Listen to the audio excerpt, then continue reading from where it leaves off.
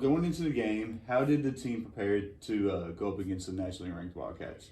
I think we didn't have a ton of time to prepare. Obviously, we came off the weekend, and Monday's our off day, so Tuesday's really our only prep day, and it had rained, so we couldn't really do much on the field. But I feel like we try to prep the same regardless of who we're going to play. I think the biggest thing was we tried to put a little bit more velocity on the machine for them because their pitchers throw a little bit harder.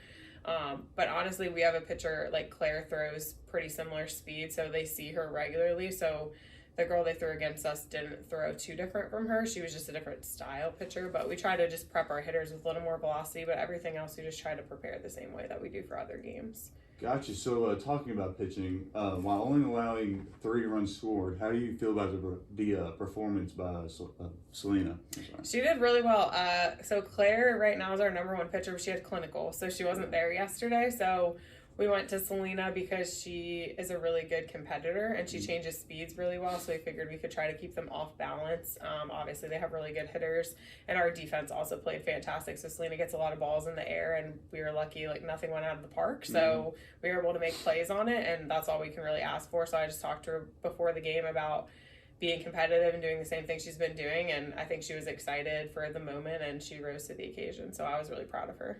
Coming up to your first at bat with the bases loaded, walk us through your approach and your thoughts going up to bat. So my approach in that at bat was I knew we had bases loaded. Obviously, you want a big hit there, but when you get to 2 strikes, you're like, I just want to do something with this ball. So you're thinking right side of the field, and to be able to push that ball out there and get the run in, that was what we were trying to do. So that was pretty good. Yeah, perfect. So was there anything that you did differently that you did preparing, knowing that you were going to face elite pitching?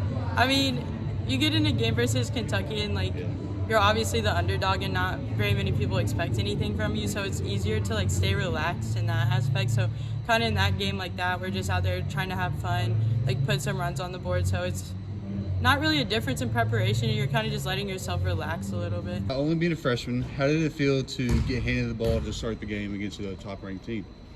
It was electric. I mean, being out on the mound, it was surreal.